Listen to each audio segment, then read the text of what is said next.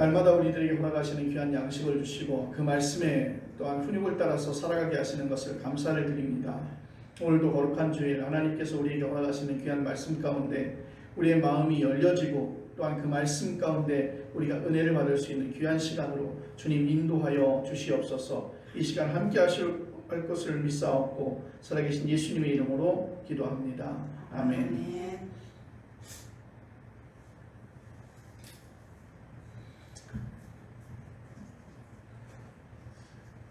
요즘에는 새로운 것들도 매우 중요하게 다루고 있지만 예전의 것들에 대한 향수도를 가지고 있는 것 같습니다. 그래서 사람들에게 이야기하는 것이 레트로 감성이다. 그래서 고전적인, 그다음에 예전에 우리가 가지고 있어서 조금은 불편하지만 조금은 여러 가지의 절차를 거쳐야 되겠지만 그래도 예전에 가지고 있었던 것에 대한 그러한 느낌들을 더 갖게 되는 것 같습니다. 그래서 요즘에는 1인 문화라고 하죠. 온라인을 통해서 서로 소통하게 되고 또한 게임도 즐기고 또 어떤 문화에 대한 어떤 가치도 함께 온라인을 통해서 즐기는데 요즘에는 그러한 가운데서도 예전의 감성들을 가지고 예전의 놀이문화들을 찾아가려고 하는 모습들을 볼 수가 있습니다.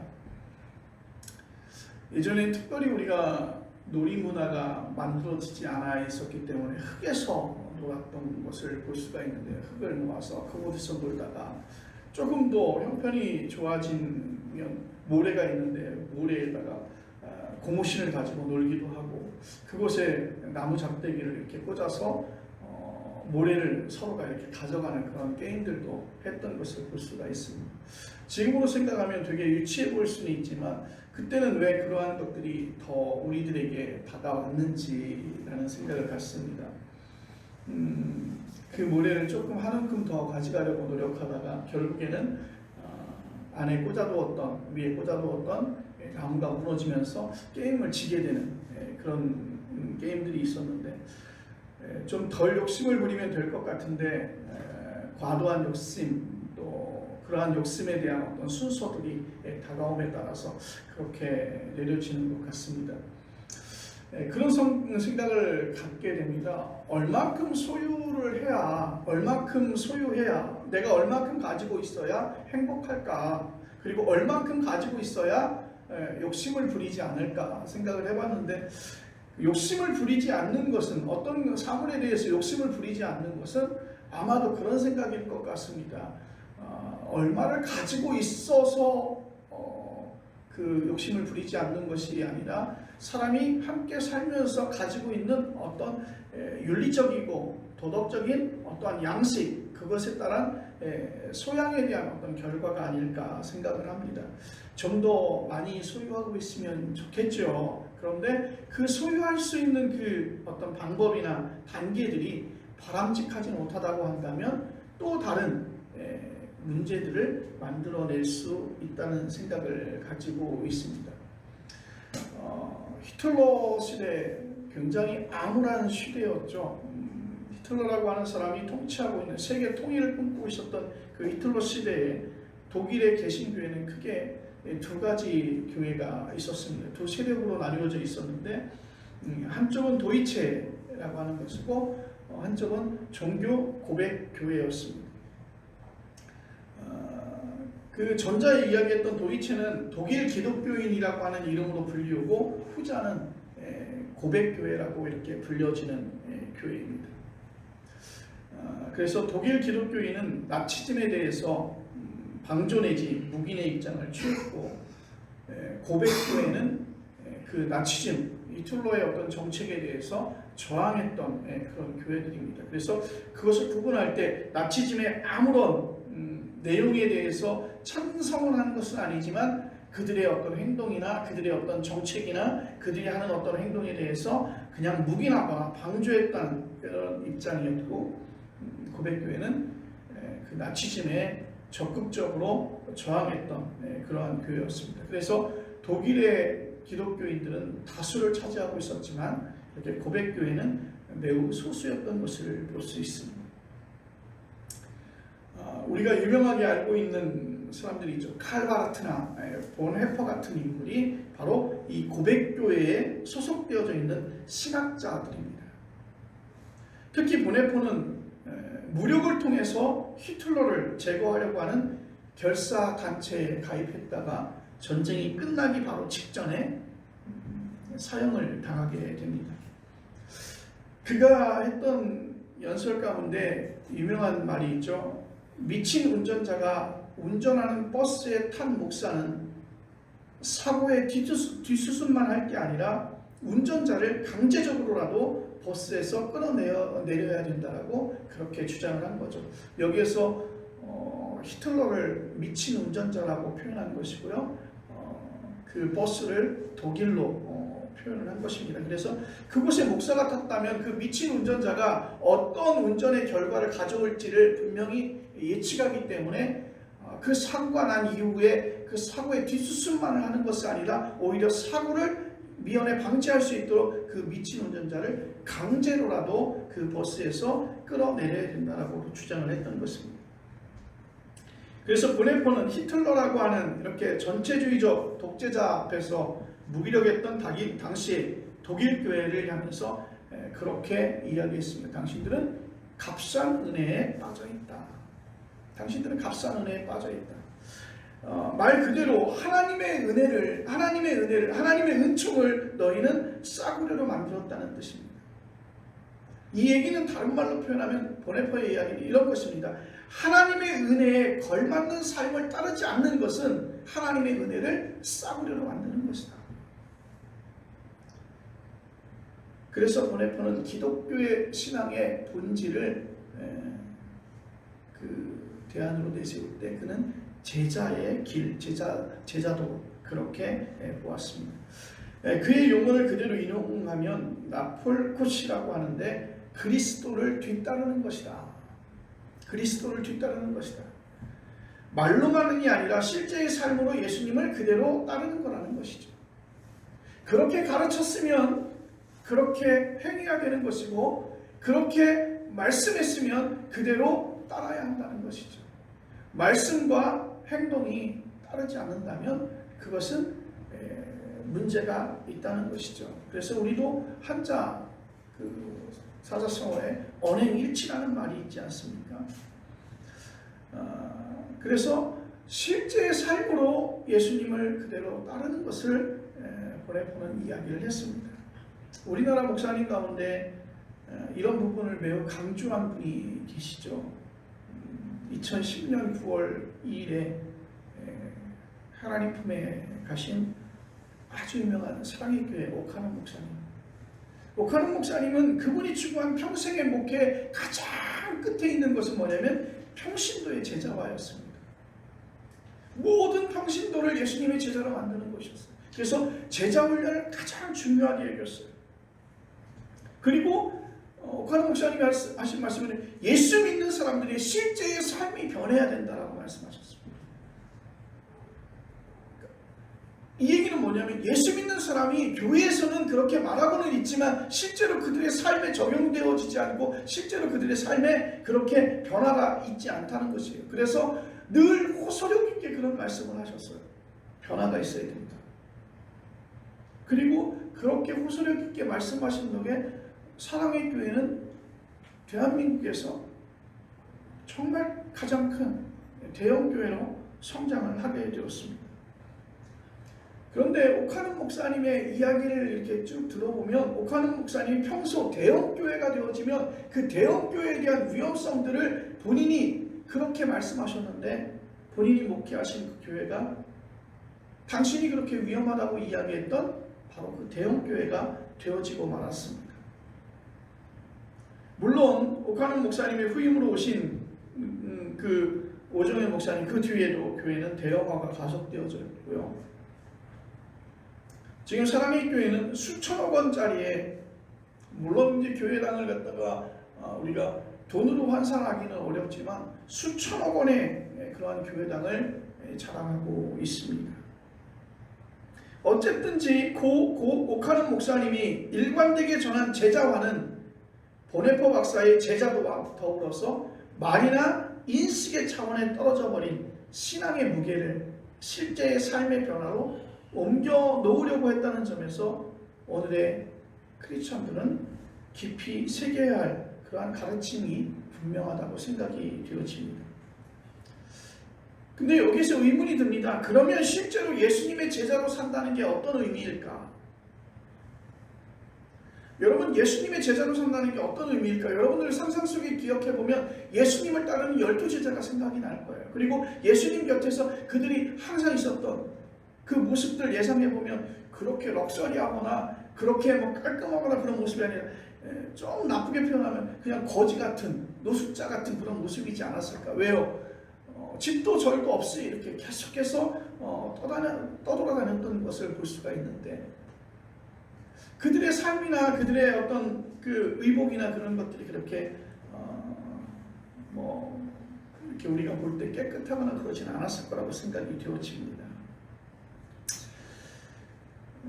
어쨌든 예수님께서는 함께 길을 가다가 이렇게 말씀하셨어요. 누가복음 14장 26절로 27절 말씀을 보면, 무릇 내게 오는 자가 자기 부모와 처자와 형제와 자매와 더욱이 자기 목숨까지 미워하지 아니하면 내 제자가 되지 못한다. 그리고 누구든지 자기의 십자가를 지고 나를 따르지 않는 자도 능히 내 제자가 되지 못하리라. 이 말씀을 보면 예수님의 제자가 되는 것은요, 매우 어려운 일들이에요. 그리고 어떻게 보면 폐역적인 일들이죠. 엄청난 요구를 하고 계시는 거예요. 이 세상에서 가장 가까운 사람이 누구예요? 가장 많이 만나는 사람이 누구예요? 많은 시간을 보내는 사람이 누구입니까? 가족이에요. 매일 만나는 사람인데, 오늘 성경은 그 가족 관계인 그 가족을 미워하지 않으면 미워하라는 거잖아요. 이 말씀을 그대로 성경에서 보면, 자, 병행구인 마태복음 10장 37절은 이렇게 말하고 있습니다. 아버지나 어머니를 나보다 더 사랑하는 자는 내게 합당하지 아니하고, 아들이나 딸을 나보다 더 사랑하는 자도 내게 합당하지 아니하며. 자, 마태복음보다 오늘 본문 말씀인 누가복음의 표현이 더 강하게 말하고 있습니다. 가족을 예수님보다 더 사랑하는 자는 제자로서 합당하지 않다고 그렇게 마태복음은 이야기하고 있는데, 오히려 오늘 본문의 말씀에 누가는 아예 가족을 미워하지 않으면 안 된다고 했습니다.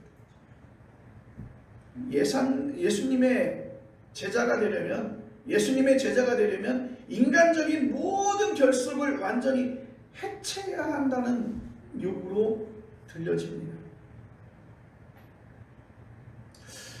예수님은 가족에 대한 특별한 사랑을, 또 하나님은 그 가족 구성원에 대한 어떤 그러한 특별한 사랑을 보이셨는데, 예수님께서는 오늘 이 시간에 우리의 모든 인간관계를 끊어내라고 말씀하신 것일까?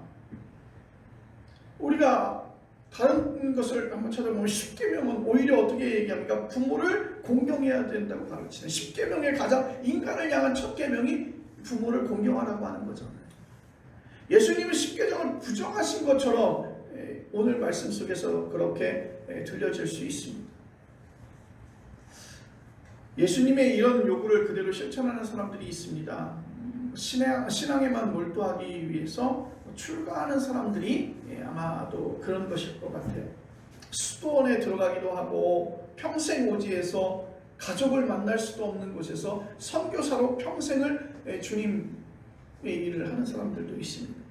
그러나 모든 사람이 그렇게 살 수는 없죠. 원수까지 사랑하라고 오른뺨을 치는 사람에게 왼뺨도 되라고 말씀하신 예수님께서 가족을 실제로 미워하라고 말씀하셨을 까닭이 없습니다. 오늘 이 말씀은 우리가 어떻게 이해해야 될까요? 많은 사람들의 근본주의 사람들이 이 구절을 끊어내서 고지식하게 우리가 근본 의미를 오해하기 쉽습니다. 그 맥락을 생각해야 되죠. 오늘 성경 말씀, 바로 이 말씀이 있기 전 바로 어떤 사건이 있었냐면 오병이어의 사건이 있었습니다. 자, 오병이어의 사건에서 보면 수천 명이 모일 때도 있었어요. 그들이 예수님에게 모인 동기는 각양각색입니다. 예수님의 초자연적인 어떠한 힘과 어떠한 능력들을 구경하기 위해서 호기심으로 그 자리에 모인 사람들도 있습니다.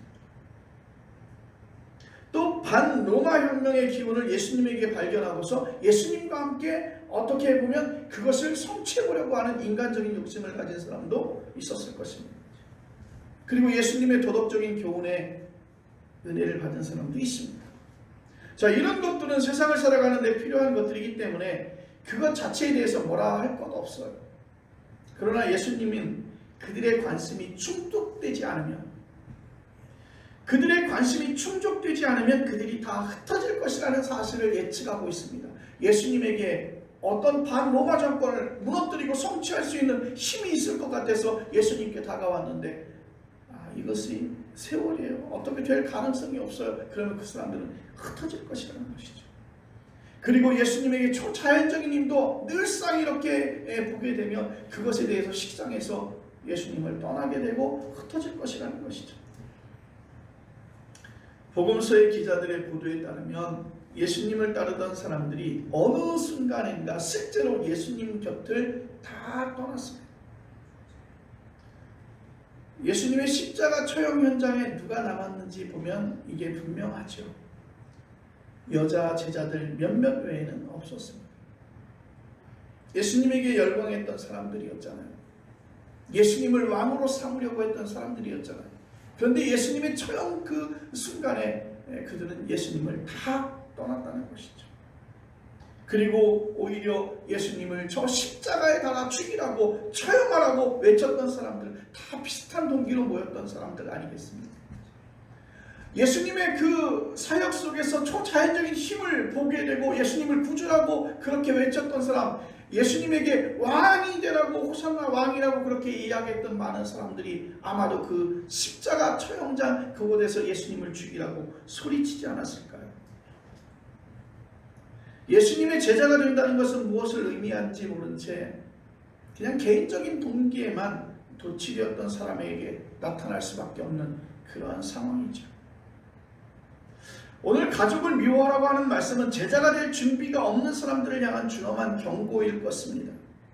제자 준비에 대해서 예수님은 두 가지 예를 드는데 그 하나는 망대를 세우는 작업입니다.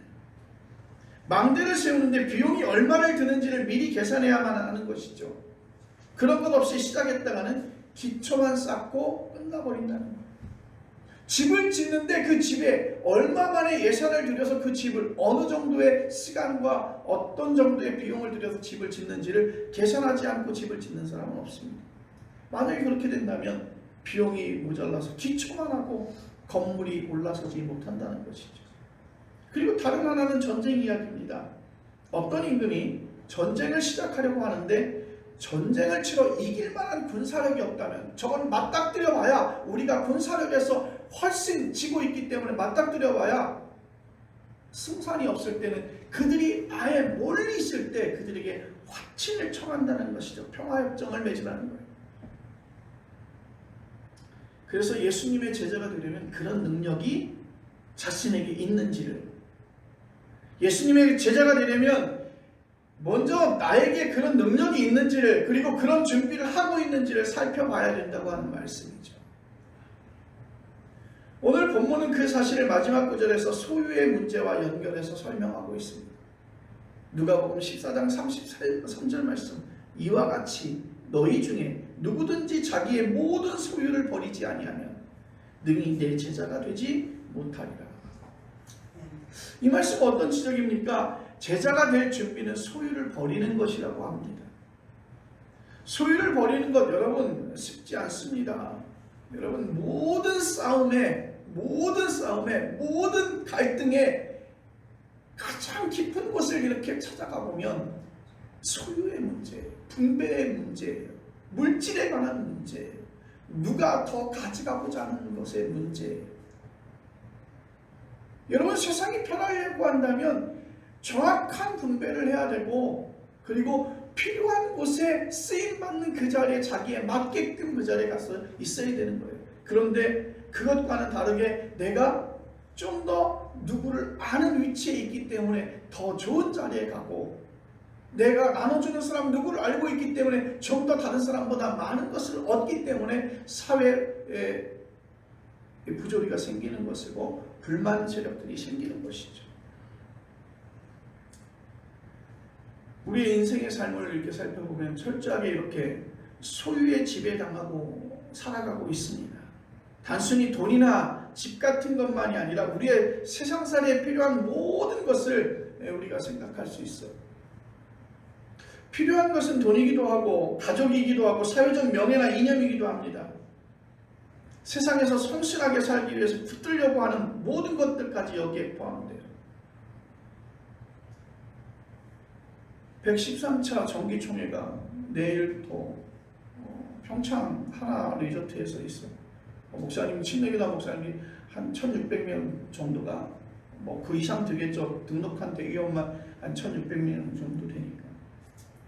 근데 요즘엔 되게 고통스럽습니다. 예전에 총회장님들은 저와 별로 관련이 없는 사람들이었어요. 연세들이 많으셨고 선배 목사님들이셨고 그러니까 별로 관련이 없었어요. 근데 이제 요즘에 나오는 총회장들이 저희랑 학교를 같이 다녔던 선배 목사님들이 한 학번 위, 두 학번 위 이런 선배 목사님들이. 근데 평상시는 다 목사님들이 서로 잘 지내고 그런데 후보로 나오게 되니까 서로 네거티브가 얼마나 심한지 몰라요.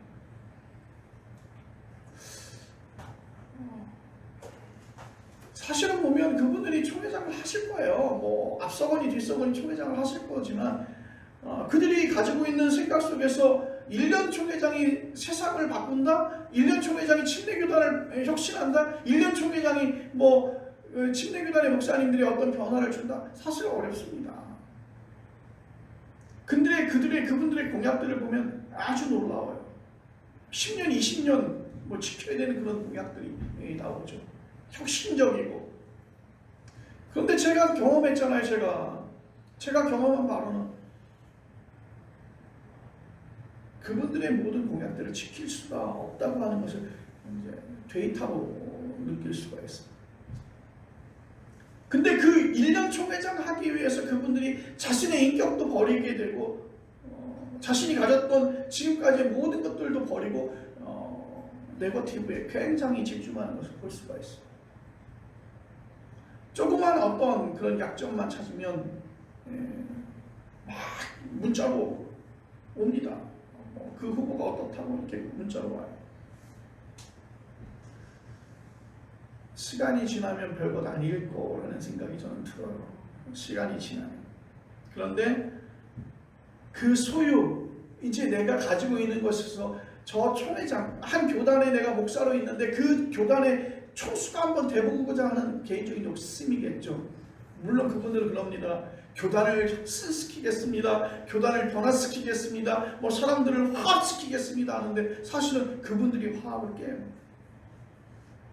후보들도 다 아는 분들에게 전화와요. 목사님 이번에 꼭 좀 부탁합니다. 뭐라고 대답해야 될지 잘 모르겠어요. 예 하고 대답하고 막 다 아는 분들인데.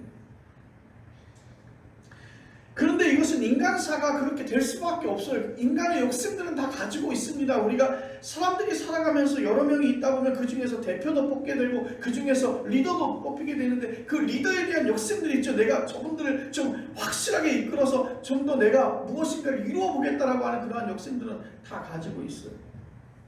예수님도 우리가 가지고 있는 그 소유 자체를 부정하신 것은 아니에요. 잃어버린 양 한 마리를 찾는 목자의 심정을 가지고 있는 예수님께서 그 일상을 부정하셨다고 볼 수는 없습니다. 예수님은 사람들이 부대끼며 살아가는 삶의 현장을 매우 중요하게 생각하셨어요. 시장에서 사람들을 만나고 또 길거리에서 사람들을 만나고 호숫가에서 성전 안에서 어떻게 보면 요즘에 예수님의 어떤 행적의 모습들을 보면 꼭 대선 후보로 나오신 분들이 평생 사람 거기 나오지도 않고 걸어다니지도 않고 지하철도 안 타시는 분들이 꼭 대선 후보가 나오면 꼭 지하철 타시고 버스 타시고 시장 꼭 가시잖아요.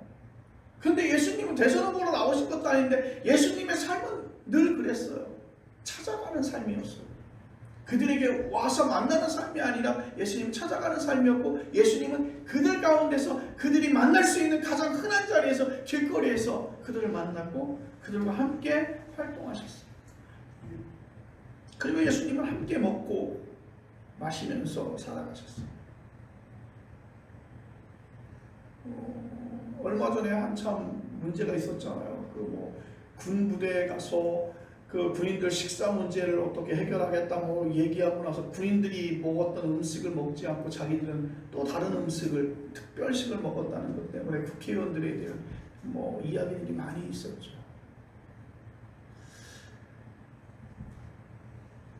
근데 예수님의 행적은 정말 오히려 특별할 정도로 소외된 사람들과 함께 먹고 마시며 살아가셨어요.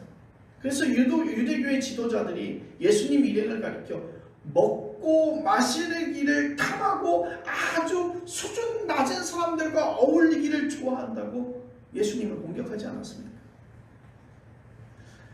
가족을 미워하라는 게 가족 관계를 해체하라는 말씀이 아니었듯이 여기서도 소유 자체를 부정한 것은 아닙니다. 예수님의 이 말씀은 제자가 되는 너희가 인식하지 못하는 또 다른 차원을 예수님은 가리키고 있습니다. 그 다른 차원을 모르는 사람은 결국 예수님께 실망할 수밖에 없죠. 예수님께 왔다가 실망해서 돌아간 사람들을 보십시오. 그들은 예수님을 통해서 자신을 그럴듯하게 보이려고 노력했습니다. 종교적으로 만족을 얻어보려고 했습니다. 어떻게 하면 영생을 얻을 수 있는지 궁금해하면서 종교적 포즈를 취했습니다. 저는 그렇게 생각합니다. 그는 예수님께 와서 그렇게 인정받기를 원했다는 거죠. 나는 충분히 천국에 들어가서 영생을 얻을 만한 충분한 자격을 얻은 사람으로 저 선생님이 나에게 말해주기를 원했던 것이죠. 그런데 결국 예수님의 말씀에 낙심하고 돌아가지 않습니까? 여러분, 우리의 모습을 한번 보십시오. 교회에 나오는 이유가 뭘까? 요즘에 대다수의 많은 성도들이요, 교회 나오는 게 친교하기 위해서 나와요. 교제하기 위해서 나와요. 그리고 복을 받기 위해서 나와요. 그리고 나서 제가 늘 말씀드리는 거죠. 한국의 기본적인 그 토속 종교가 샤머니즘이라고 했듯이 그 샤머니즘이 우리 안에 내재되어 있어요. 내재되어 있는데 그런 거죠. 교회 안 나가면 괜스레 좀 찝찝한 일이 일어날 것 같아서 할 수 없이 나오는 분들도 있습니다. 또 마음의 수련을 위해서 나온다고 하는 분들도 있습니다. 특별히 그 지역이 복음화가 다 돼가지고 다들 교회 가니까 혼자 놀기 힘드니까 교회 나오는 사람들도 있을 거예요. 그런 요소들이 교회에서 하나의 종교 현상으로 나타날 수는 있으나 그것이 신앙의 본질은 아니라는 것이죠. 여러분, 그 신앙의 본질은 무엇입니까? 내가 나의 입술로 예수 그리스도를 나의 구주로 영접하고 하나님의 자녀가 되었을 때 우리는 그 신앙의 본질 그 안으로 들어갈 수 있는 것입니다. 그런데 그런 것들에만 교제하거나 그리고 외로워서 또 마음의 수련을 위해서 이렇게 오는 경우에서 그가 그럴듯한 모습을 가지고 있지만 곧 그러한 자기의 욕구를 교회에서 잊었을 때, 잃었을 때, 찾지 못했을 때 결국에 그는 실망하고 돌아가게 되는 것이죠. 여러분, 예수님의 제자가 되는 것의 다른 차원은 예수님에게 일어난 하나님의 구원 사건을 가리키고 있는 것입니다. 예수님의 그 구원 사건, 예수님에게 일어난 그 하나님의 구원 사건을 갖다가 우리가 교회에 나오는 목적으로 우리는 생각합니다. 예수님 당시도 그것에 대해서 잘 몰랐어요. 사람들은 예수님이 누군지, 그의 말씀이 무엇을 가리키는지 이해하지 못했습니다. 관점도 다르고 관심도 달랐기 때문이죠. 좀 특별한 사람으로 예수님을 여겼을 거예요. 요한복음 6장에 이런 말씀이 나옵니다. 오병이어 자체에 매달리지 말라 말씀하셨어요. 오병이어의 사건이 있고 나서 그 모였던 사람들은 예수님을 왕으로 삼으려고 했어요. 그래서 예수님께서 그들과 멀리 떨어져서 강을 건너가셨던 이유 중에 하나인데, 사람들은 생각했어요. 저 예수님의 그 오병이어의 사건을 보고 나서 예수님이 왕이 되면 굶지는 않겠다는 생각이겠죠. 아주 특별한 능력을 가지고 있는데,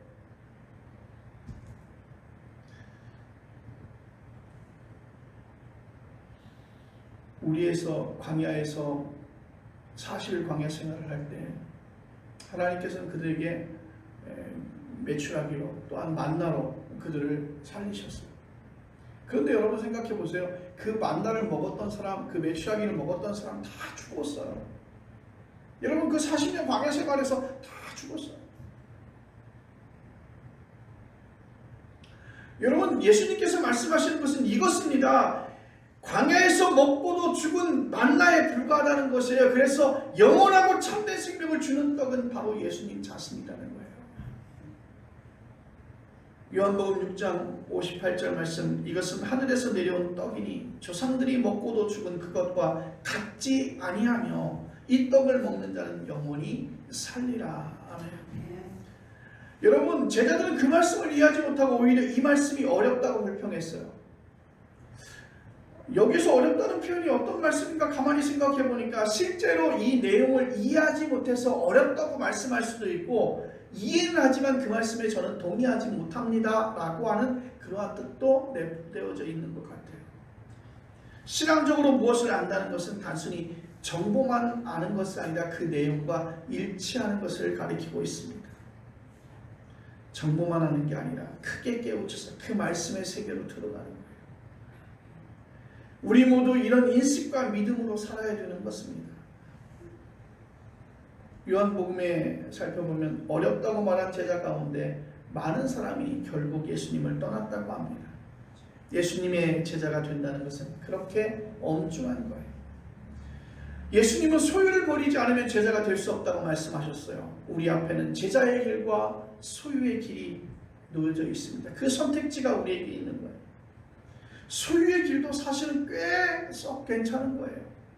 성실하게 자기 정체성을 찾으면서 정말 성실하게 본인이 이런 대가를 받아서 그렇게 소유하고 그것을 가지고 또한 많은 사람들에게 도와줄 수 있다면 얼마나 좋은 일. 여러분들이 신앙적 문제점을 지적하려고 이런 말씀을 드리는 게 아니라 우리가 소유의 길을 선택했다면 거기에 충실하게 살면 됩니다. 그러나 우리에게 흔히 있듯이 나름대로 우리가 행복하게 살 수는 있지만 다만 명확하게는 예수님의 제자가 되지 못한다는 것은 분명합니다. 자, 이렇게 제자에게는 영원한 생명이 예수님에게 있다는 사실을 믿고 그와 운명을 함께 하겠다는 것입니다. 며칠 전에 한 영상을 봤어요. 영상을 봤는데 실험 영상인 것 같아요. 그런데 결혼한 지 얼마 안 된 그 남편에 대한 이야기인데 아내가 어느 서류를 봤어요. 그랬더니 서류를 보니까 남편이 대출을 받았는데 그 대출을 빨리 갚으라고 하는 독촉장이었어요. 독촉장이었는데 깜짝 놀라서 남편한테 물었어요. 그랬더니 남편이 17억을 대출을 받았다고 얘기를 하는데 그 17억을 대출을 받았던 것이 무엇인가를 할 수 있는 게 아니라 17억도 이미 다 소진되어져 버린 상태죠. 이제는 빚더미에 올라앉은 거예요. 그래서 그 남편이 그 아내에게 정말 미안하다라고 얘기를 합니다. 그러면서 그런 얘기를 하더라고요. 미안해서 어떡하니, 결혼한 지 얼마 안 됐는데. 그랬더니 그 아내가 그 남편을 바라보면서 내가 만약에 그랬으면 너 나 버릴 거야? 라고 얘기를 하더라고요. 그러니까 돈의 문제를 가지고 얘기하는 게 아니라 이런 문제가 함께 고민하고 함께 문제를 해결해야 될 문제지 그 상대방의 사람에게 미안해야 될 문제는 아니라고 그렇게 얘기를 하더라고요. 남편이 아주 감동을 받았던 것을 볼 수가 있는데 오늘 우리에게 나타나는 것은 내가 예수님에게 영원한 생명이 있다고 믿는다면, 그 길을 따르겠다라고 작정했다면 나는 예수님과 동일한 삶을 살아야 되겠다, 예수님의 운명을 함께 하겠다라고 하는 결단과 희망이 있어야 된다는 것이죠. 이런 길을 가는 사람은 자신에게 무슨 일이 일어나는지에 대해서 관심이 없습니다. 세상에서 인정을 받든지 않든지 상관이 없습니다. 예수님에게 일어난 생명 사건과 비교해 볼 때 그런 것들은 정말 별것 아니라는 사실을 이미 그는 알고 있다는 것이죠. 이러한 제자의 길을 우리는 갈 수 있을까요? 이런 제자의 길이 우리에게 가능할까요? 세상살이에 필요한 소유 문제는 상식적인 차원에서 대략적으로 처리해버리고 제자의 삶에 세세하게 집중할 수 있을까요? 다른 한편으로 소유의 길과 제자의 길이 완전히 나뉘어 있는 게 아니라 한 인격체 안에서 겹쳐 있다는 가능성을 우리는 가질 수 있습니다. 저 사람은 소유의 길을 가고 저 사람은 제자의 길을 간다, 그렇게 명확하지 않습니다. 내가 소유의 길을 가기도 하고 동시에 제자의 길을 가기도 합니다. 이런 점에서 우리의 신앙생활은 한 번의 은혜의 경험과 결단으로 끝나는 게 아니라 우리의 매사의 삶 속에서 우리가 늘 하나님 앞에 서 있는 자리에서 늘 결단하고 고백하고 가는 제자의 길을 가는 수행의 과정이라고 생각이 되어집니다. 소유에 지배받는 삶의 영역이 축소되어지고 이제 예수의 운명과 일치되는 삶의 영역들을 확대해 나가는 그 수행의 길에, 그 제자도의 길에 함께 우리는 걸어야 할 것입니다. 그래서 그 영적인 그런 길에 함께 가는 영적 도반이 되어지기를 간절히 바랍니다. 기도하겠습니다.